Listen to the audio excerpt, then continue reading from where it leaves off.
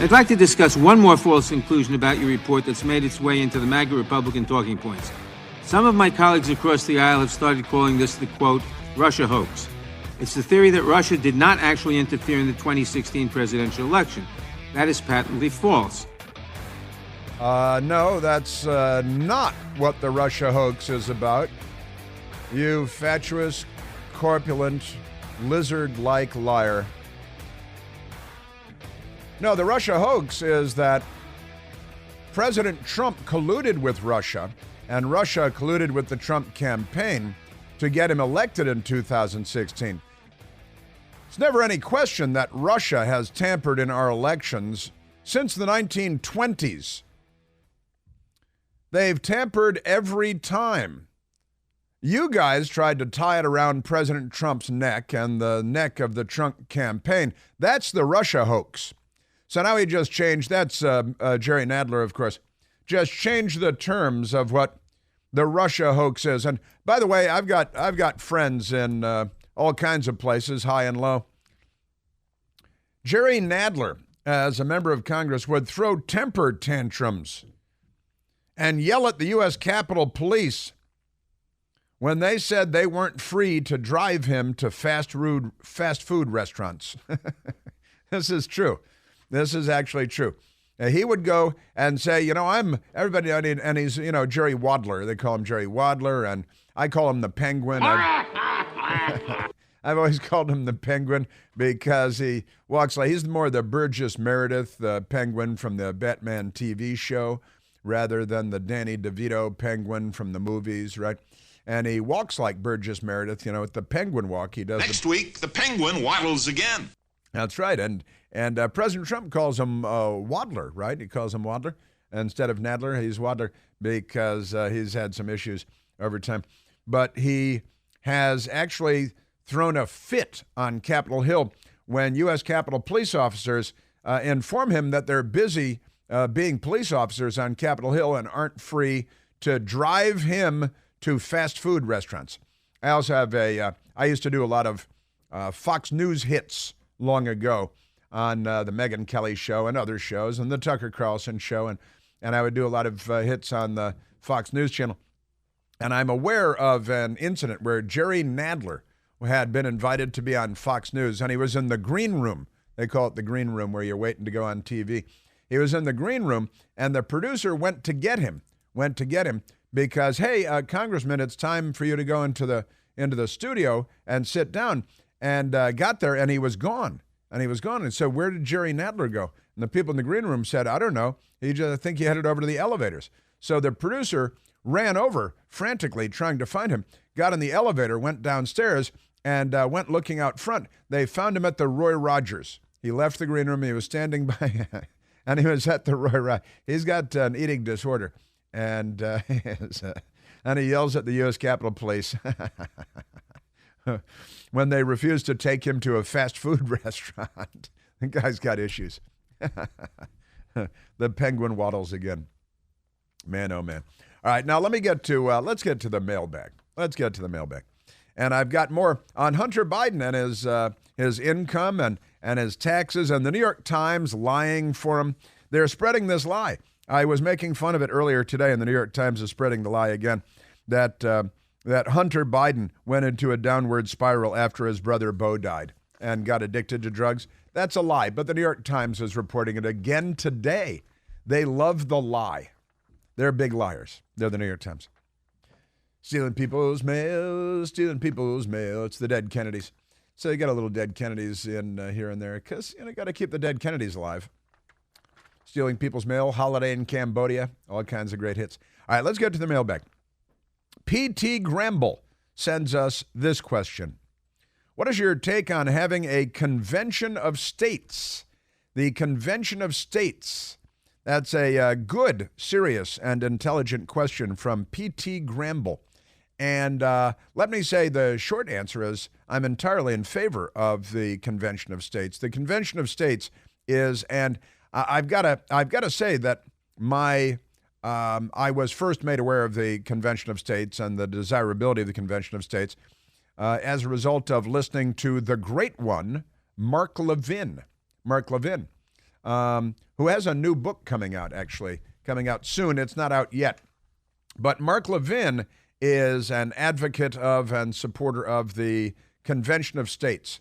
The Convention of States is provided for as a sort of the final check in our system of checks and balances under Article 5 of the Constitution, where the state legislatures would gather to amend the Constitution to protect the American people from a corrupt and failed federal government, because the founders of this country were such extraordinary geniuses. They were so amazingly bright. So many ways, the Electoral College, genius, why the left hates the Electoral College. It is an impediment to their power, which it was designed to be on the coasts today in particular. But the Convention of States provides for the state legislatures to gather to amend the Constitution. And because of the national debt and the growing power of the national bureaucracy, Mark Levin, among many others, calling for a convention of states under Article 5 of the Constitution to check the power of the federal government. And I think it is an entirely appropriate measure to be taken at this moment in our history. This is exactly what the Convention of States was built in by the geniuses into our Constitution to act in a time like this when our federal government has stopped listening to the people, stopped acting responsibly, behaving responsibly, fiscally, and in terms of their growing power, their ever-growing power, which our founders designed to be limited. They wanted Washington power to be limited, power of the states to be greater than the power of the central government in Washington. And Article 5 of the Constitution provides for a convention of states, and it would be, and I heard about it, and again, I first heard about it from Mark Levin on the radio, the great one, and a brilliant man, a brilliant mind, a great writer, a great talk show host, and a great guy to hang out with. And he's funny. He's funny as all get out. But I read about it after Mark Levin talked about it, and he speaks clearly and eloquently, and as a legal scholar and an author on the subject. And I support the Convention of States completely.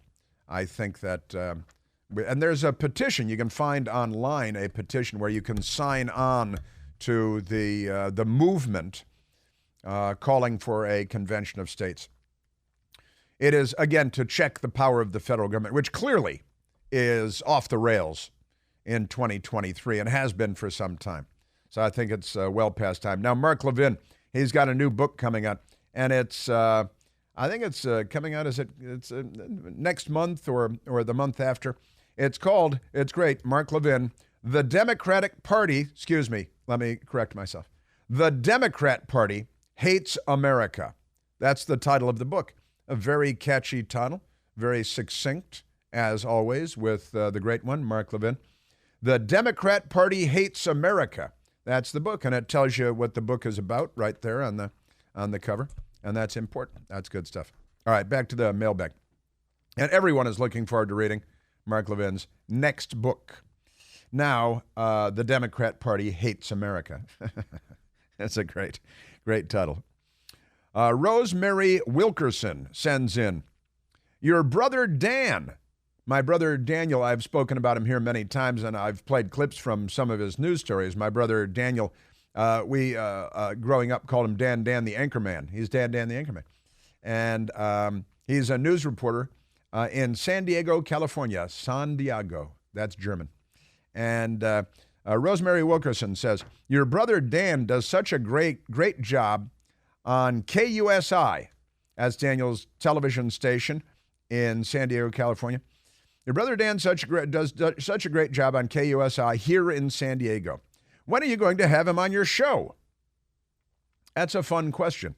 It is a fun question, Rosemary. And I haven't had him on my show as a guest. I've played clips of his stories because he's done amazing stories about the border and tunnels and drug cartels and smuggling people, human trafficking, which Democrats are in favor of. And he does a great job, and he does an amazing job on homelessness in San Diego and the failures of the state government and the city and county governments to deal with many issues that they have in San Diego, which is a great city, but lots of issues. If you spend some time with the Border Patrol, you'll find a complex formula to keep the border safe. It takes more than a fence. It takes people, a resource that is in short supply. Brother Dan, the anchorman, San Diego, California, KUSI, doing a great job. When are you going to have him on your show? You know, I should have him on. Sounded like he was recording in the field there, I could tell by the microphone. Because he's, usually out in the field recording down by the border and things like that. But I'm going to think about that, Rosemary, and thank you for saying nice things about my brother Dan at KUSI in San Diego. And he's a great guy, and we're great friends. And we have wonderful text threads going every day and talk on the phone verbally at least every week. This young lady over here is giving me evil looks. What's going on? I think you're an obnoxious little man. She thinks I'm an obnoxious little man. Why is that? I think you're trying to incite things. I'm asking real questions. No, I don't think you're asking. No, those aren't real? Those are not real questions. I disagree with you. I think it's to incite ratings for your TV show. Oh, ratings for the TV. Is it working? You tell me. That was at a Hillary Clinton rally. There was and the Hillary supporters. Were they looting? Did they loot anything? Probably. All right, next question from the mailbag. David W. I'm going to eliminate David's last name because he reveals that he's an intelligence officer. So David W. says, who is the mysterious Mike the Lib?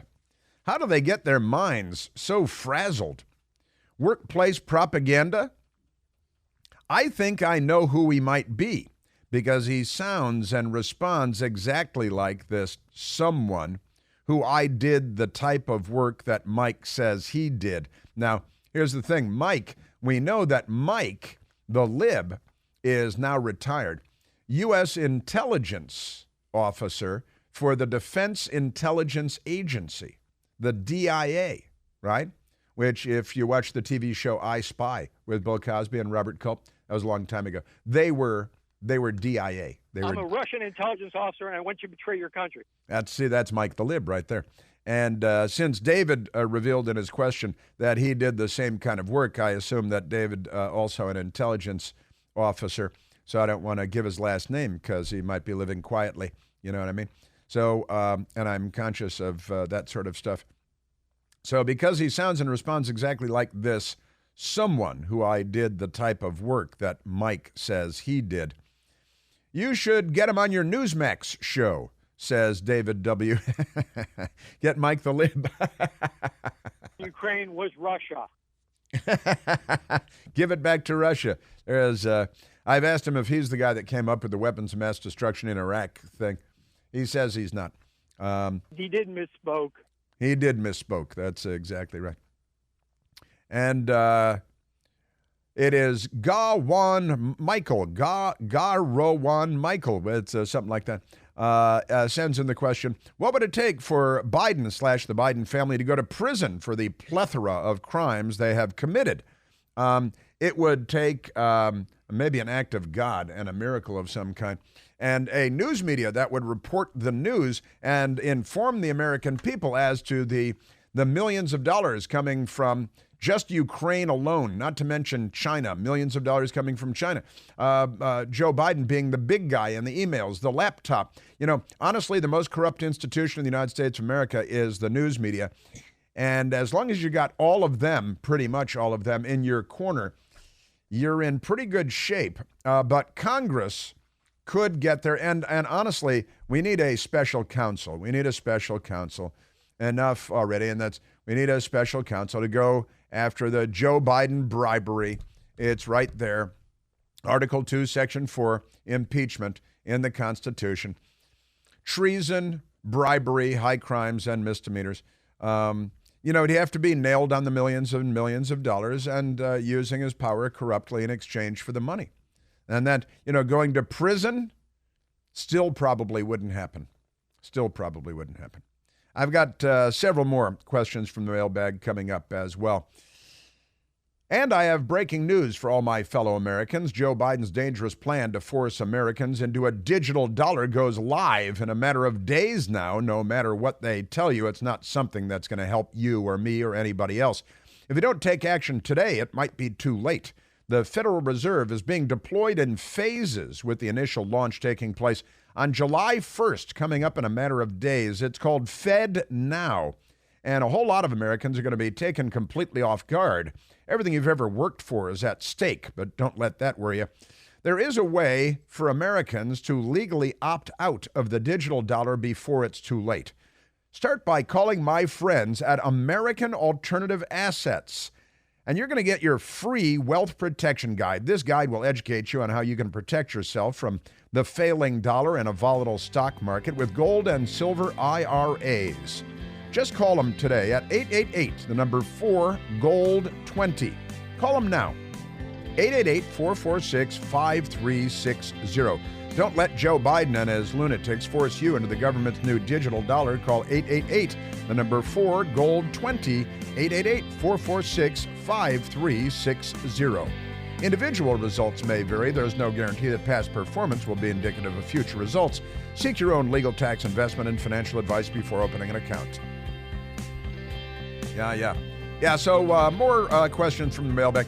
And then the New York Times lying and updates on Hunter Biden getting away with it all for now.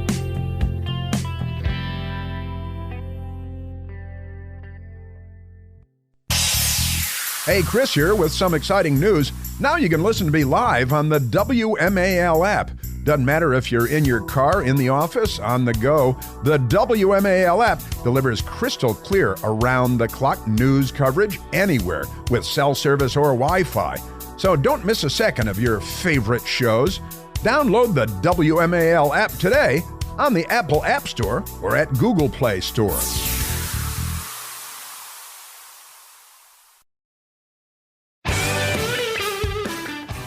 Abby Gal, back to the mailbag. Abby Gal says, who's going to keep us company on your show and on the Right Squad while you're relaxing on the sea cruise? Please say Jen Pellegrino. We love her. And Mike Opelka. Hope you and your best girl enjoy your trip. Thank you very much, Abby Gal. I appreciate that. We most certainly will enjoy our trip. We're flying to Barcelona on Friday after the radio show. And Mike Opelka is sitting in on the radio show. Mike Opelka, who, we grew up a couple blocks from each other as kids when I was a young kid. And the Opelka family, 8 kids. We went to my family, 6 kids, and we went to the same Catholic school for a while. Mike Opelka is great. I believe Jen Pellegrino is going to be on vacation at the same time that I'm on vacation. And truthfully, I'm not sure who is going to be in my chair at Newsmax for the 9 p.m. Eastern show on Newsmax, The Right Squad. Just have to tune in to find out. That's what's going on. More coming right up.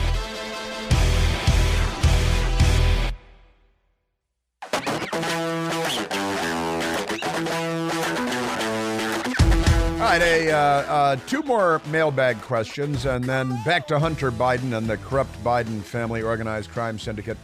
Who did I hear? There was a member of Congress today calling him the Biden crime family, which I think I started and long ago. Maybe I didn't, because it's natural to call them that, but I wouldn't want to take credit for something I didn't start, like some people do. But that's okay. All right, so. The last one was Abby Gal about the sea cruise, and Mike Opelka, and I don't know who at Newsmax. We'll have to find out. Greg then asks, do you think the D.C. Metro should be privatized? Privatized. Well, here's the thing. Michael Piercy and I talked about this, and I think any company that, if you propose taking over the D.C. Metro, it'd be the biggest nightmare that any company ever took on. The D.C. Metro is in Washington, D.C., where you have the D.C. government, which is insane, and the federal government, which is, the claw of death. Then you've got the metro going into Maryland, into multiple counties in multiple directions out of Washington, D.C. So you have the Maryland state government, Democrat governor, Montgomery County, left-wing radicals, Prince George's County, left-wing radicals, and then it goes into Virginia, into multiple counties there, now all the way out to Dulles Airport. And so you got the airports authorities, it goes to Reagan Airport. I don't think any company in their right mind would want to take this on, because you'd have to have 10,000 people just to deal with the bureaucracy. In the meantime, they're losing money. You got the homeless people in there. You got people jumping turnstiles, which the Democrats tell you is okay, and you shouldn't do anything about it.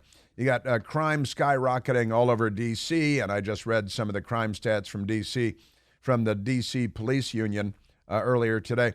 But with the various jurisdictions, the state of Virginia, the state of Maryland, Washington, D.C., the District of Columbia, the various counties in Maryland and Virginia, and the federal government, I don't think any company would want to take this on. And it's a money loser, big time. And I just don't know if anyone would want to take that on. Would it be better off if it were privatized? It would be, and then sometimes you ride the metro and it's perfectly nice and it's just fine, right? And Michael, we were talking about this too. Michael rides it more frequently than I do, but my best girl and I will ride the metro, the subway trains in D.C. We'll take the bus sometimes, because there are a couple of bus routes that are very easy for us. And we got our little metro cards, and we will do that sometimes. Privatized, generally speaking, that makes things better. In this case, all right, and Bobby asks, what's the hardest part of your job? What is easier, radio or TV? It's a funny thing, because Michael and I were talking about this too. I don't think my job is hard. I don't think my job is hard. I've had hard jobs in my lifetime. And this, quite honestly, the radio show is a pleasure. It's a joy. I love doing the radio show every day, 5 days a week. And 15 hours of live radio a week is not hard. I follow the news. I've been following the news for decades. I try to tuck as much of it away as possible so it's readily available when we're talking about various topics. And television. Now, I've got to say, doing what I'm doing on Newsmax is new. A panel show, right, where I'm the center square, right, and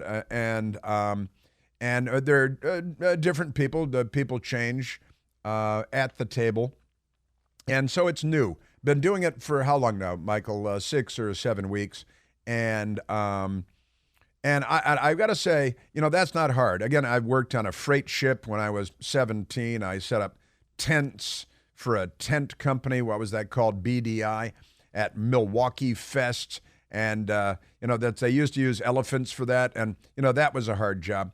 I've done delivery for Lord & Taylor, going from store to store, driving a van and delivering stuff from store to store and to people's homes, and that. And CNN, I worked 12 hours a day for CNN for a whole lot of years, and it was a very demanding and it could be a grueling job, and traveled all over the world. It was a great job, but it was harder than this. This is a pleasure. So what is the hardest part of my job? I guess it's just gobbling up all of the bile every day, but I've learned to laugh it off. So. But that's got to be the hardest part. It's just gobbling up, having to consume so much awful news. But again, I've been doing that all my adult life. So you develop, like a police officer or somebody that works in the coroner's office, you develop a sense of humor. Combat troops, you have to develop a sense of humor about certain things. And what's easier, radio or TV? Television is more complicated. There are a lot of complications that come with television that are not present in radio. So I will say, not that it's harder, but that television is more complicated than radio. And I just consider myself to be a lucky guy to be doing what I'm doing, even blessed, honestly. So anybody that would complain about this should go get a hard job. I've worked in restaurants. I really only one pizza place in Santa Barbara that my friend Chet owned, and that was hard. And delivered pizzas. It was a pizza place, and I worked the tables and the kitchen and delivered, and that was hard. That was harder than this. I did landscaping in Santa. I didn't think that was hard. It was physical, but it was fun. Digging trenches for putting in sprinkler systems in yards and doing stuff. That's hard. Roofing is hard. That's hard. This isn't hard. So there's our mailbag questions. Did I answer them all? I think I answered them all. I think I did. All right, let's get back to the big news of the day. Yeah, I had as a teenager, a lot of different jobs, and when I was 17, I was working on a freight ship in the Gulf of Mexico. Kind of got chased out of Chicago, only for a little while, but it was hard going to Costa Rica on a freight ship. My cousin, who was we later learned was a CIA officer, got me the job on the freight ship, working for this freight line. And it was a cover job. It was a front job. It's not like, oh, I'm with the CIA. Here's this job he was allegedly working for this shipping company that was going back and forth ships to Latin America. And so, yeah, I can get you a job chipping paint with a hammer on a ship. And it helped me to stop being, a punk. It was like my version of Captain's Courageous. A great story and a fun movie. And yeah, it was. I was a troublemaker when I was a teenager, and it was my mother and others intervened and said, you know what, you need to go do something. So I went away for a little while. When I came back, I had my head on much straighter. It was good thing. All right, let's go to the audio. Enough about me. Sit here and talk about me. Some people, they sit on the radio and they talk about themselves all day long. Me, I'm much too modest and humble. All right, now more about me. Just kidding. All right, let's go to Mike Pence. Let's go to soundbite number 3. Talking about Hunter Biden, the Hunter Biden thing. And I do want to share this too. The Washington Post, right, has a story. And Joe Gabriel Simonson, notice this. It's the kind of thing that I notice a lot too, but I want to give Joe Gabriel Simonson credit for pointing it out on Twitter. The Washington Post declined to name Hunter Biden's girlfriend, who illegally threw out a handgun across the street from a public school. Now, let me read the story the Washington Post has. The gun purchase, talking about Hunter Biden and his getting away with everything yesterday. The gun purchase that led to the criminal charge happened in late 2018, at a time when, by his own telling in his autobiography, which they all read like it's the Bible, Hunter Biden was regularly abusing crack cocaine. When he filled out paperwork to buy a gun, however, he denied using drugs or having a drug problem, exposing him to a potential charge of making a false statement on the document. No, actually, they said, notice how they use very gentle ginger language, exposing himself to a potential charge, right? Making a false statement. No, if it were Trump's kid, he lied and violated federal law, right? Then they continue as the PR agents for the Biden family, as well as illegal gun possession once he acquired the weapon.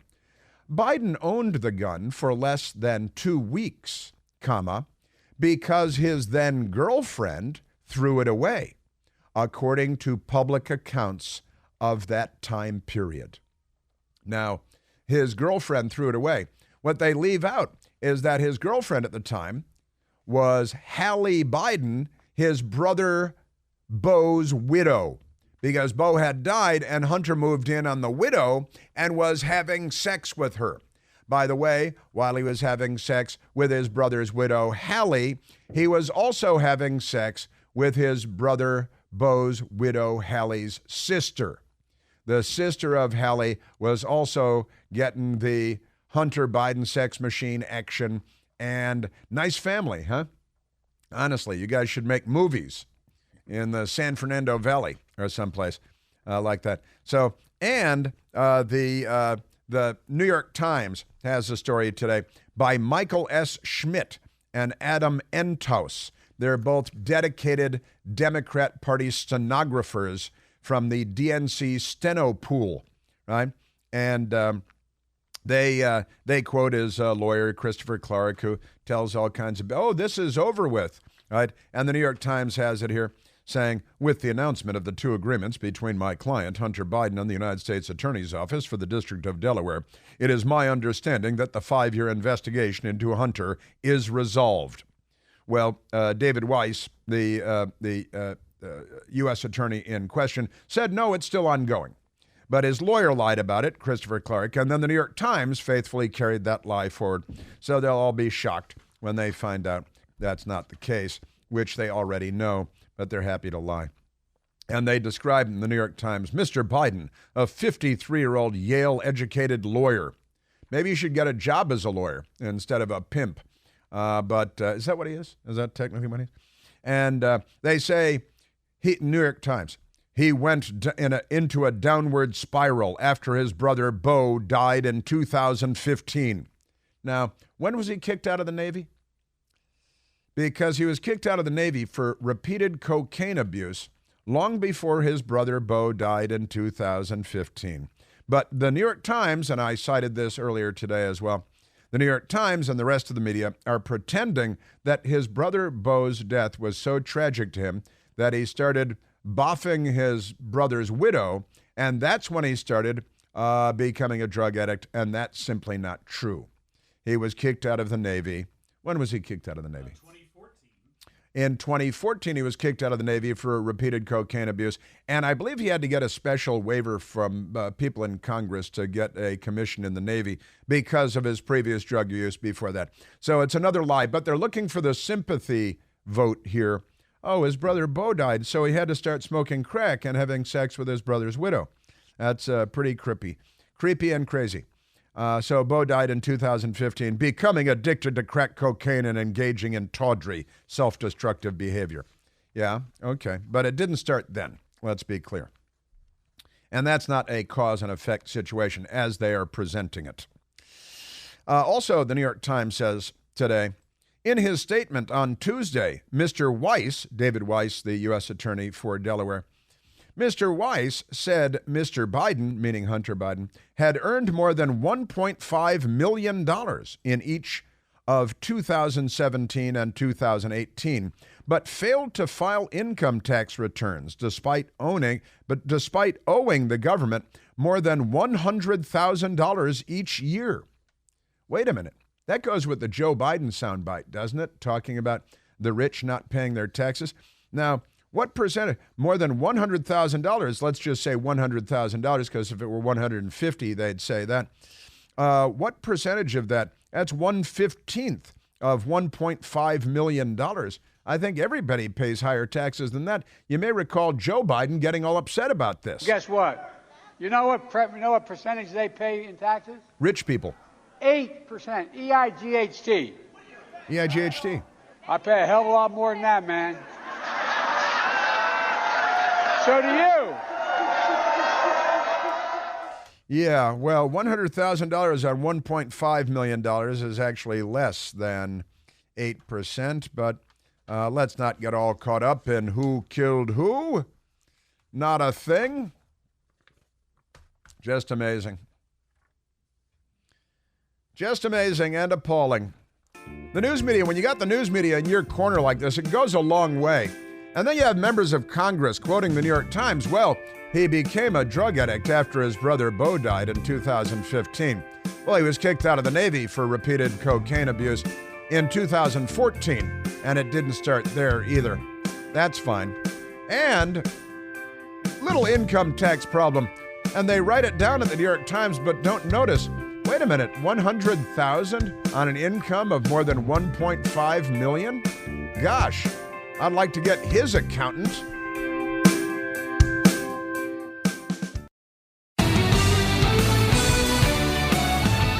Now, we played the audio earlier today of Hunter Biden. Again, the New York Times and the rest of the media peddling this falsehood that Hunter Biden went into a downward spiral after his brother Beau died in 2015, becoming addicted to crack cocaine. Here is Hunter Biden talking about smoking crack with then D.C. Mayor Marion Barry while Hunter Biden was a student at Georgetown University. Marion Barry, you know what? I actually smoked crack with Marion Barry. I swear to God. Jesus. I was in Georgetown, and he used to go to a place right next to the guards, and I was a sophomore, I guess. There was a junior when that happened, but he used to come there and drink like late. Sophomore, a junior at Georgetown University, and he graduated in 1992 from Georgetown University. So that 1990 or 1991, he's smoking crack with Marion Barry. And the news media is peddling this sympathetic lie that he didn't start smoking crack until after his brother Beau died because he was so traumatized that he had to start dating his widow. That's your Democrat Party, isn't it? It is. The lies, the Biden family lies. The New York Times and the Washington Post carry the lie forward. The rest of the news media follow the New York Times and the Washington Post. The big lie is spread everywhere, repeated 1,000 times. Let's take a quick phone call. We don't have a ton of time, but let's go to John calling from our dairy state, Wisconsin. John, you're on the Chris Plant Show. Hi, Chris. How you doing? I'm great, John. What do you say? Awesome. Well, I just had a comment to make. I just wanted to say about Door County. I'm up in Door County. My wife and I have retired. We're actually from the Chicagoland area originally. In fact, I went to Loyola Academy, which wasn't too far away from your high school. You're absolutely right about that. Yep. So what's going on in Door County? Well, it's beautiful out here. It's absolutely gorgeous. It's cooler by about 10 degrees than Chicago. But my point was about the earlier comment you mentioned about something about illegal aliens up here. Yes, yeah, you bet. Well, they have a big problem up here because they don't have enough workers, enough employees to hire. I guess people don't, want to make $22 an hour around here. It is rather rural, and during the winter, of course, it's like completely dead. But during the summer, there's like 1 million people up here vacationing. But I'm told, I read that there are I'm running out of time on you. Sorry, John, but I'm told that you're being flooded with illegal aliens, non-English speaking. Is that true in Door County? I haven't seen it. They need people, though. They need students or whatever. That's what they're using right now. Yeah. Well, there are plenty of news reports about Door County. I know it's a beautiful, beautiful place being flooded because of, Biden policies.